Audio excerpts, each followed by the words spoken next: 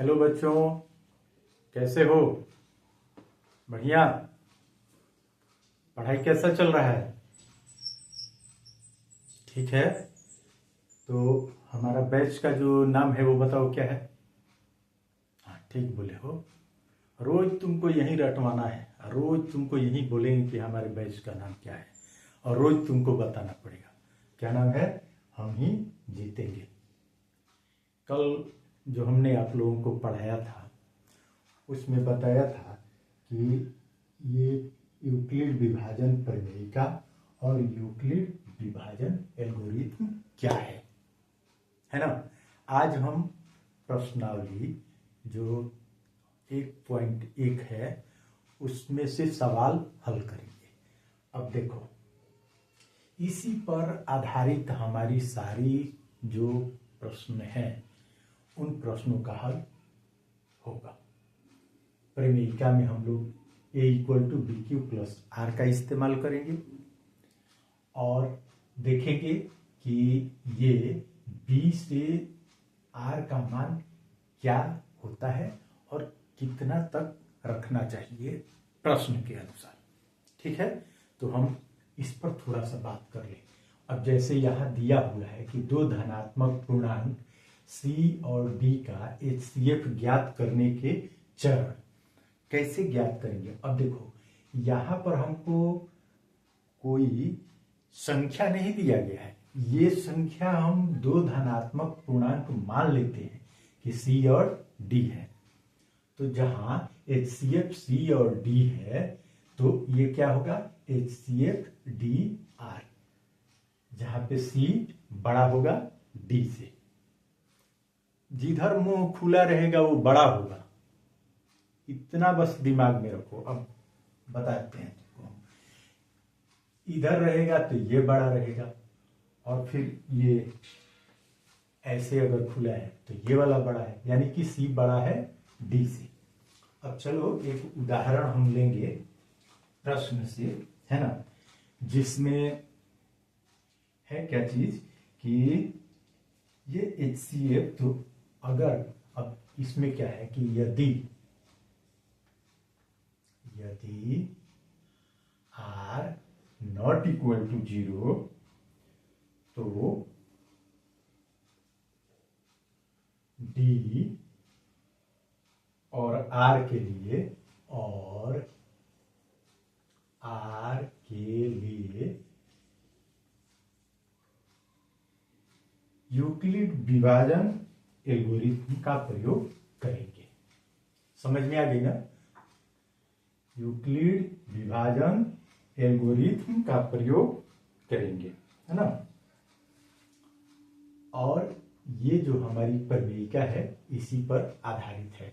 तो यदि r बराबर नॉट इक्वल टू 0 तो d और r के लिए हम प्रमेयिका से ये सवाल को हल करेंगे। तो जो हमारा ये एक क्वेश्चन है कि HCF निकालिए, है ना, यूक्लिड विभाजन एल्गोरिथम का प्रयोग करते हुए। तो पहला हमारा है 135 और 225, 135 और 135 और 225, 225, है ना। अब इसको क्या हम कहते हैं कि जैसे मान लीजिए कि C और D, ये हमारा हो गया C और ये हो गया D, है ना। लेकिन हमारा जो सवाल है उसमें देखो क्या कंडीशन है कि C बड़ा होना चाहिए D से। तो इसको हम क्या करेंगे अब कि ऐसे लिखेंगे, है ना। पहले HCF CD बराबर HCF dr, है ना। तो अब यहाँ क्या हो जाएगा हमारा HCF CD बराबर, तो 225 और 135 135 है ना। अब ये देखो, ये हमारा सी हो गया और ये हमारा डी हो गया। अब प्रमेयिका के अनुसार इसको हल कैसे करना है, तो यूक्लिड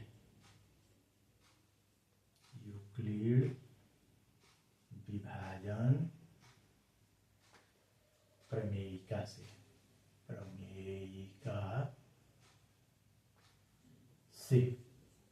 हमारी प्रमेयिका क्या है, तो ये प्रमेयिका है ए बराबर बी क्यू प्लस आर, यही है ना। अब इसमें हमको क्या दिया गया है कि शून्य से या तो बराबर है क्या, रिमाइंडर आर, या छोटा है बी से। कहने का मतलब ये चीज है कि ये हमारा कंडीशन है, बात समझ रहे हो ना, ये हमारा कंडीशन है और इसी के अनुसार अब हम इसको हल करेंगे। तो ये एक सिंपल बात जान जाओ कि जनरल हम लोग जो HCF निकालते हैं भाग दे करके, वैसे निकाल लेना अच्छा रहेगा और उसी के अनुसार इसमें हम आपको समझा देंगे। तो देख लो, ये क्या है 225 और उसमें भाग कितने से देना है, तो 135 से। दो बार में तो जाएगा नहीं रमेश, कितने बार में जाएगा, हाँ ठीक बोल रहे हो, एक बार में जाएगा। तो ये 0 हो जाएगा, 12 में से 3 गया 9 हो जाएगा, ये इतना आ गया ना। अब देखो इसको थोड़ा सा ध्यान यहां देना है तुमको कि हमारा अभी इसमें सी क्या है, तो 225 है और डी क्या है, तो ये है, और हमारा आर क्या है, रिमाइंडर ये, और क्यू हमारा कितना है 1। समझ में आ गया ना। अब इसी के अनुसार है ना, अब क्या करेंगे पहले कि 225 बराबर 135 गुणे कितनी बार में भाग गया है, क्वेश्चन कितना है अपना क्यू, एक बार में, 1 प्लस आर अपना कितना आया है 90। समझ में आ गया ना। ये आपका प्रथम चरण हुआ, यानी कि फर्स्ट स्टेप, प्रथम चरण है ना, ये आ गया। अब हम इसको क्या लिख सकते हैं ये समझने के लिए, तो HCF CD, अब देखो इसमें कितना है, तो 225 और 135, समझ में आ रहा है ना, बराबर हमारा HCF कितना है, डी और आर, यहां देखो डी कितना है 135 और आर कितना है अपना आया हुआ 90। बात तो अब समझ में आ गया ना। ये हमारा समीकरण को संतुष्ट कर रहा है, बात समझ रहे हो ना। तो ये हमारा हो गया प्रथम चरण। अब इसको हम मिटा दें, कोई दिक्कत तो नहीं है, चलो मिटा देते हैं इसको हमने मिटा दिया। अब देखो चरण 2, यानी कि द्वितीय चरण लिख देते हैं, द्वितीय ये चरण। अब द्वितीय चरण में क्या होगा, हमारा ये HCF कितना है 135 और 90, यानी कि अब द्वितीय चरण में 135 और 90 के लिए। अब फिर यहां आपको हम भाग दे करके समझा रहे हैं। ये हो गया आपका 90, ये क्या हो गया D, और C कितना हो गया ये अब ये रिमाइंडर क्या हो गया हमारा यहाँ, इसके अनुसार यहाँ पे और इसके अनुसार यहाँ पे 135, ये 135 होगा। कितनी बार में भाग जाएगा, एक बार में, यानी कि क्यू ये आपका हो गया 90। 5 और 13 में से 4 गया, 9 गया 4, यानी कितना आया ये आर हमारा 45। समझ में आ रहा है ना मेरी बात। अब ये देखिए, अब यहां कैसे होगा, ये प्रमेयिका के अनुसार तो 135 बराबर 90 कितना बार में गया है, एक बार में, एक, और शेष कितना आया है तो 45। यानी यहां आपको देखिए, इसमें जैसे कि आपको क्लियर हो जा रहा है ना कि इसमें आर कितना है, ये आपका बी कितना है, ये सारा कुछ। तो ये हो गया आपका द्वितीय चरण। अब द्वितीय चरण में हमको मिल गया इतना, तो अब हम क्या लिख सकते हैं समझाने के लिए, देखिए HCF CD बराबर HCF DR है ना। तो इसको अब क्या लिखेंगे यहाँ पे, HCF कितना है, ये 135 का लिए है ना, और 135 और D 90 बराबर आया कितना, HCF, ये HCF कितना आया, अब कितना आ गया यहाँ 45 और ये 90 और 45, ये 45, ये देखो थोड़ा सा आप लोग, हाँ 90 4 45 ठीक है, 135 90 और यहाँ पे कितना हो गया हमारा, तो 90 45, 90 और ये 45 आर, यानी कि डी कितना हो गया 90 और आर हमारा हो गया 45। अब इसको मिटा दें, द्वितीय चरण से हम आगे बढ़ते हैं। अब ये तृतीय चरण, कौन सा चरण है ये, तृतीय चरण। अब इसमें देखो हम क्या हमारा होगा, तो 90 और 45। तो अब इसको कैसे लिखेंगे हम, अब देखो यहाँ फिर समझा देते हैं आप लोगों को। ये हो जाएगा आपका 90 और ये हो जाएगा 45, ये हमारा हो गया डी, ये हो गया सी, ये हमारा हो गया क्यू और ये आएगा वो आर। तो 45 से हम 90 में भाग देंगे, कितनी बार में, 45 दूनी 90, यानी कि 2 बार, तो ये 90 आ जाएगा और हमारा शेष कितना आ जाएगा, 0 आ जाएगा। तो 90 का क्या होगा, 45 इंटू क्यू हमारा कितना है 2, और रिमाइंडर कितना बच रहा है, शेष 0। बात समझ गए ना कि ये अब तीसरे चरण में आ करके हमारा ये क्लियर हो गया। क्या क्लियर हो गया कि हमारा जो HCF होगा वो कितना होगा। तो इसको ऐसे आखिरी चरण में हम लिख लेते हैं, जैसे इसको लिखे हैं ना वैसे ही, कि HCF 90 45 बराबर HCF DR, इसके अनुसार कितना हुआ हमारा 45 और 0, रिमाइंडर हमारा R 0 आ गया, इसलिए HCF बराबर कितना हो जाएगा 45। ये हमारा उत्तर हो गया। बात समझ में आई ना। ये समझने के लिए है, ये कोई बहुत बड़ी बात नहीं है कि आप नहीं बना सकते हो, नहीं समझ में आ रहा है। आप बताओ रमेश, आपके समझ में आया कि नहीं आया, आया अच्छी बात है।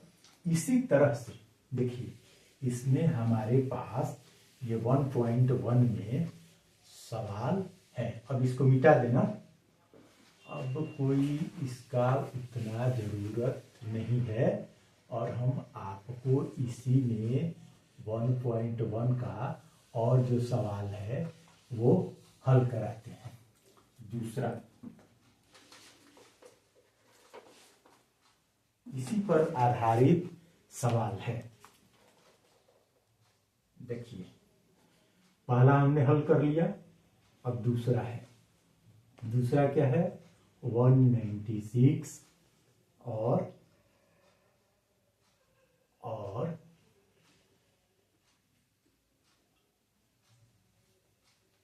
38,220। अब ये थोड़ा सा ध्यान दीजिएगा इसको, है ना, ये भाग देने पे 38,220 196। अब इसमें भी कंडीशन अपना ये होना चाहिए 38,220 बड़ा होगा किससे? 196 से। और इसको हम लोग क्या करेंगे कि पहले भाग देंगे। देखते हैं उस विधि में, एक बार में अगर हम भाग दे रहे हैं तो एक ही बार में कटेगा, क्योंकि दो बार में 2 2 400 के आसपास हो जाता है। 196, ये 12 में से 6 गया 6, और ये 17, 12 में से 6 गया 6, और ये हो गया 17 में से 9 गया 8, 8 9 17, और ये हो गया 2 में से 1 गया 186, ऊपर से उतरा आपका 2। अब ये कितनी बार में? 9 दूनी 18, 9 बार में जाएगा, तो 9 छक 54 के 4, हाथ में लगल 5, और 9 9 81 या 5 86, 86 का 6, और हाथ में लगा 8, 9 एकम 9 और 9 8 17, यानी 12 में से 4 गया 8, 12 में से 4 गया 8, ये हो गया आपका 15 में से 6 गया 9, और ये कितने हो गए? 12 में से 4 गया 8, तो ये 1 हो गए, तो 15 में से 6 गए 9, ये 0। अब देखो, ये अभी ऊपर से उतरा 0, 5 6 30, 5 5 10, हाँ 5 बार में जाएगा, यानी कि 980, 5 6 30 के 0, हाथ में लगा 3, 9 45 3 48 के 8, हाथ में लगा 4, अब 5 एकम 5 4 9, यानी कि हमारा शेष कितना आ गया? इसमें 8, तो 0 आ गया। यानी कि इसका हम ऐसे लिख सकते हैं कि प्रमेयिका के अनुसार, मतलब हमको साबित करना है, तो ये 38,220 बराबर हमारा 196 इंटू 195 प्लस 0, ये हमारा क्या हो गया? यही हल हो गया इसका। यानी कि HCF बराबर कितना हो जाएगा? इसमें HCF बराबर 196, यही हमारा HCF हो जाएगा। अब इसी में एक और प्रश्न है बस। तो ये आप लोग जो तीसरा प्रश्न है, इसको आप लोग बना करके ले करके आप लोग आइएगा और मेरे को कमेंट में बताइएगा कि उसका आंसर कितना होगा। ये तीसरा है, आप देख लीजिए, ये है 867 और 255, इसको आप लोग बना करके लाइएगा। और इसी पर आधारित एक आखिरी जो प्रश्न है वो प्रश्न नंबर 3 है। प्रश्न नंबर कितना है? प्रश्न नंबर 3। प्रश्न नंबर 3 क्या है? तो ये प्रश्नावली कौन सी है? प्रश्नावली 1.1 इसी का प्रश्न नंबर 3 है। किसी परेड में 616 सदस्यों वाली एक सेना की टुकड़ी को 32 सदस्यों वाले एक आर्मी बैंड के पीछे मार्च करना है। कुल सदस्यों की संख्या कितनी है? कुल सदस्यों की संख्या बराबर 616। कितना है? 616। और टुकड़ी मतलब जो ये पीछे पीछे चलेंगे मार्च करते हुए, उन सदस्यों की संख्या टुकड़ी के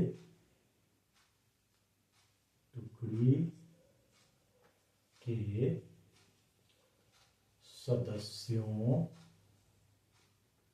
की संख्या बराबर 32। कितना है? 32। तो अब पूछ रहा है कि दोनों समूहों को समान संख्या वाले स्तंभों में मार्च करना है। समान संख्या में यानी कि अधिकतम कितना आदमी एक जगह पे होगा, है ना?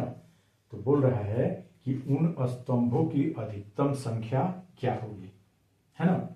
स्तंभों की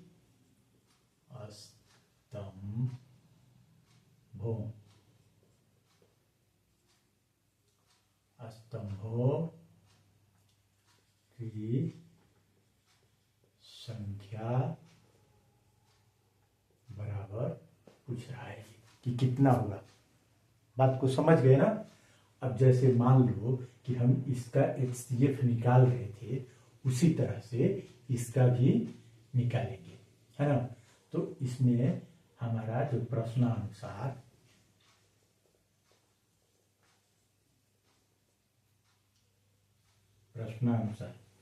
अब देखिए, इसमें आपको कोई ऐसा कि आप कैसे निकालिएगा, इस विधि भाग विधि से या उस विधि से, कोई इसमें बाउंडेशन नहीं है। लेकिन जब हम निकाल रहे हैं तो जो हमारा एल्गोरिथम है, हमारी जो प्रमेयिका है, उसी के अनुसार इसको निकालेंगे और इधर भाग विधि वाला भी बता देंगे। प्रश्नानुसार आपका ये सदस्यों की संख्या 616, ये बड़ा होगा किससे? तो ये 32 से, है ना? यानी कि 616 और 32 का हम क्या निकालेंगे? का हाईएस्ट कॉमन फैक्टर निकालेंगे, है ना? तो अब देखिए, इसको भाग देख करके आपको बता रहे हैं। 32 616 तो 2 बार में तो भाग जाएगा नहीं, 1 बार में जाएगा। 36 32 36 नहीं 32। तो ये 11 में से 2 गया 9, और ये हो गया 5, 5 में से 3 गया 2, ऊपर से उतरा ये 6 उतरा ना। फिर इसके बाद से आप देखिए कि कितनी बार में भाग जा रहा है। तो 2 8 16, 8 बार में भाग देते हैं। 2 8 16 का 6, हाथ में लगा 1, 8 3 का 24, 1 25 नहीं और जाएगा ये 9 बार में। 9 दूनी 18 का 8, हाथ में लगा 1, 9 3 27, 1 28। ये हो गया 16 में से 8 गया 8, और इसके बाद से 9 में से 8 में से 8 गया 0, और ये 0, और ये आए 32।